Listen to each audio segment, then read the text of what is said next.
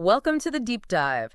You've brought us some really thought-provoking material from the English Voice Club today, and we're going to really dig into something that's on, well, pretty much every English learner's mind: motivation. Exactly. Yeah, our aim in this deep dive is really to equip you with some truly useful insights on how to cultivate, lasting motivation in your English studies, and just as importantly, to help you sidestep those common motivation traps. Okay, so let's jump right into a key point they raise because it really reframes how we think about this.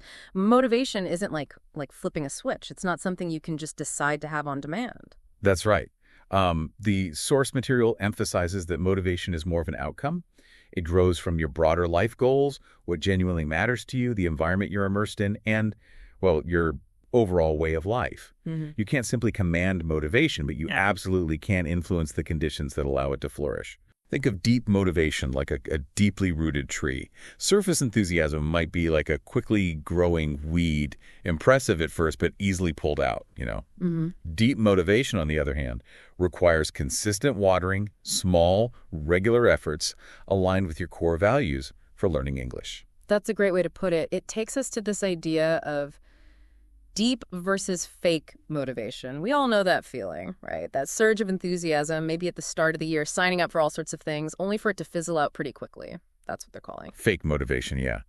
And what's fascinating here is how temporary that kind of initial excitement often is. Yeah. It's frequently driven by external factors or passing trends, and as the source points out, it tends to vanish as rapidly as it appeared. Deep motivation, conversely, is internal. It's anchored in your fundamental reasons for wanting to learn English and, well, requires sustained effort to nurture. And here's where it gets really interesting and maybe a little sobering for some of us. Motivation is surprisingly fragile. The English Voice Club materials list a whole host of things that can really knock it off course. A negative experience with a teacher, the sheer mental load of a demanding schedule, life events throwing you off, financial worries, even just the allure of distractions. That's a critical point to acknowledge. It's not a given. It needs careful tending. You really have to consider the bigger picture of your life, not just your dedicated study times, and be mindful of these potential drains on your motivation. All right, let's shift to a more hands-on area. Setting study goals. The source material mentions they have a more in-depth video on this, which is great if you want to go deeper. But they give us some crucial insights here on why poorly defined goals can be so damaging to motivation. Yeah, what's fascinating is how easily well-meaning intentions can go awry with vague targets. The examples they provide, wanting to speak like a native speaker or speak English perfectly, they sound ambitious, right? But when you try to work with them, they're completely lacking in direction. Totally. Where do you even begin? How do you track your progress? It's like setting out on a journey without knowing your destination or, how you'll get there. Exactly. And that's where the SMART framework comes in: specific, measurable, achievable, relevant, and time-bound. It gives you that essential structure.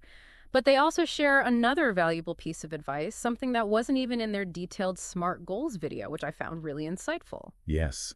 This subtle shift in focus can be incredibly powerful. Instead of getting discouraged by comparing yourself to native speakers or chasing this abstract notion of perfect English, the key question becomes simply, how can I improve? I really like that. It completely changes your perspective on learning. It removes the pressure of reaching some unattainable standard and centers on tangible incremental steps. It makes learning feel less overwhelming and more within reach, which, as they point out, is a huge boost for your motivation. Absolutely, because ultimately, what truly fuels motivation is the feeling that you're moving forward, sensing that you're actually getting better, even in small ways. That's the most significant driver of motivation, Effective goal setting, using frameworks like SMART and focusing on your personal growth directly contributes to that sense of progress. Okay, let's move on to something that might not immediately come to mind when you think about motivation: your environment.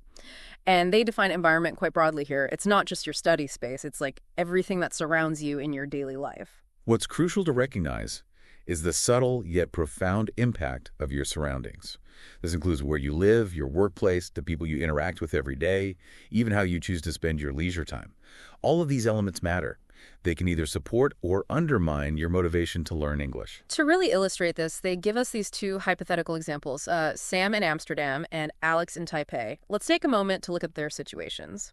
Sam's life in Amsterdam pretty much requires her to use English constantly. Work meetings, giving presentations, socializing with friends, it's all happening in English. And that's the critical difference for Sam. English isn't just a hobby or a future goal for her. It's a practical necessity for her day-to-day existence. It's woven into the fabric of her professional and social interactions. Then we have Alex in Taipei.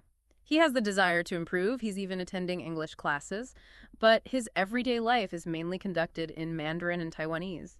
So, it's tough. His aspiration to study abroad feels like a distant dream, and he often feels too tired or lacks the time for focused study. He has this sense of not really making headway. Right. In this scenario, as the source highlights, is incredibly common. Many learners find themselves in a similar situation where their immediate environment doesn't create a pressing need to use English.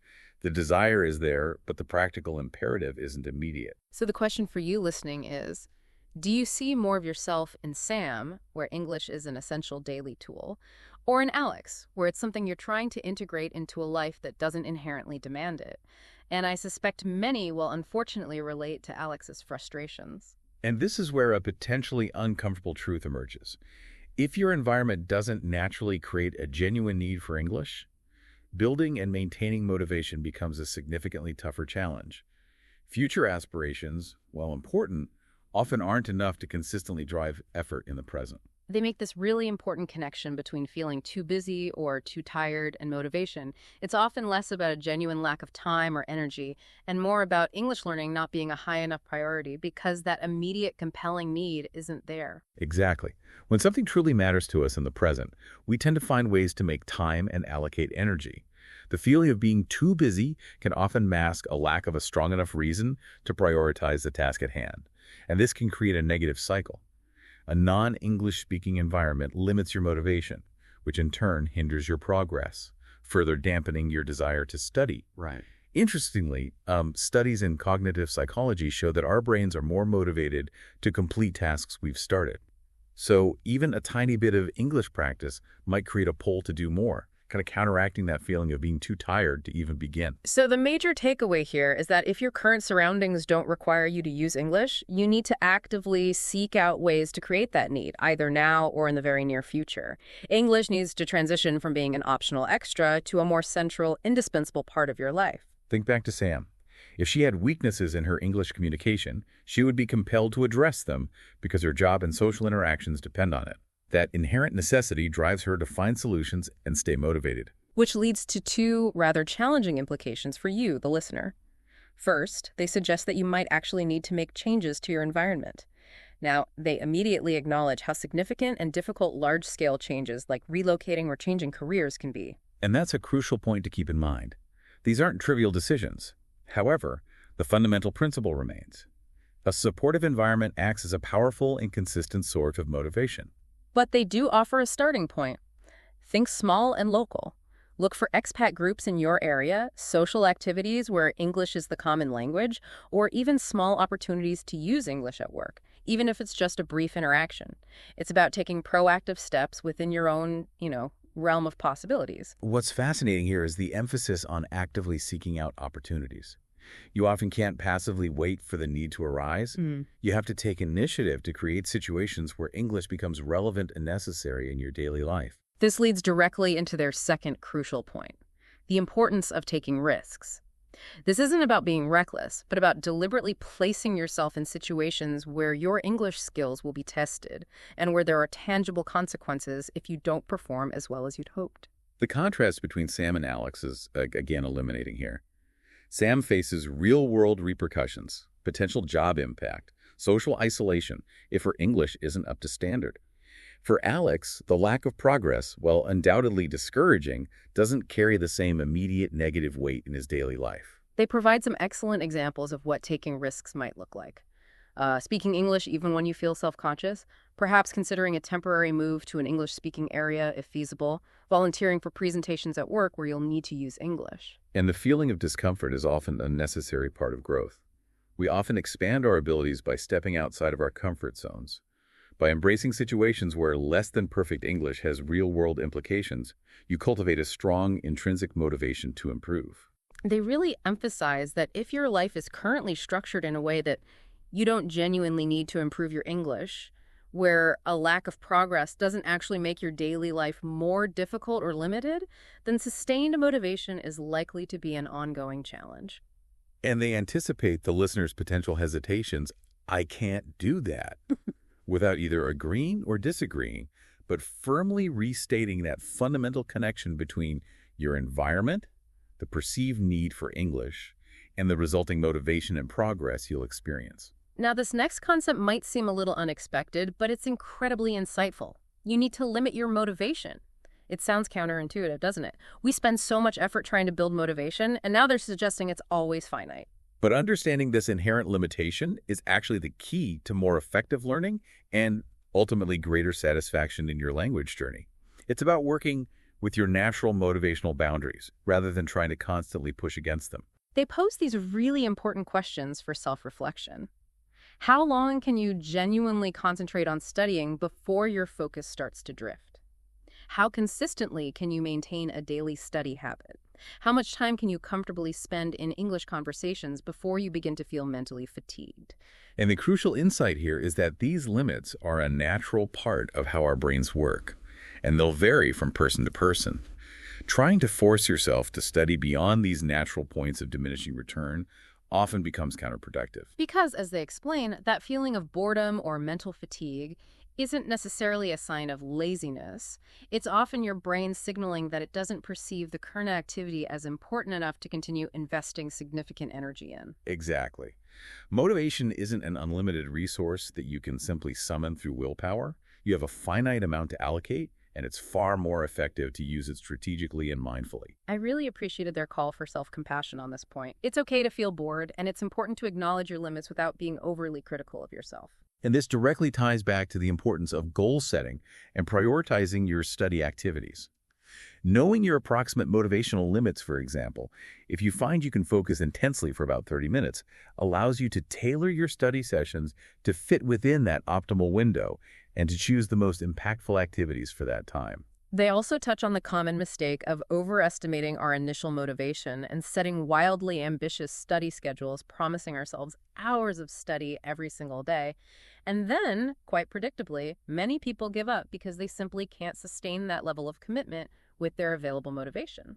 But if you reframe your approach, as they suggest, and acknowledge your comfortable engagement time, perhaps you find you can comfortably participate in a 30-minute English conversation before feeling drained. The focus then shifts to finding consistent ways to incorporate that manageable amount of focused practice into your daily routine. They conclude by bringing it back to you, the listener, and asking, how do you currently manage your motivation when you're studying English? Have you experienced these fluctuations, these environmental influences, these personal limits we've been discussing?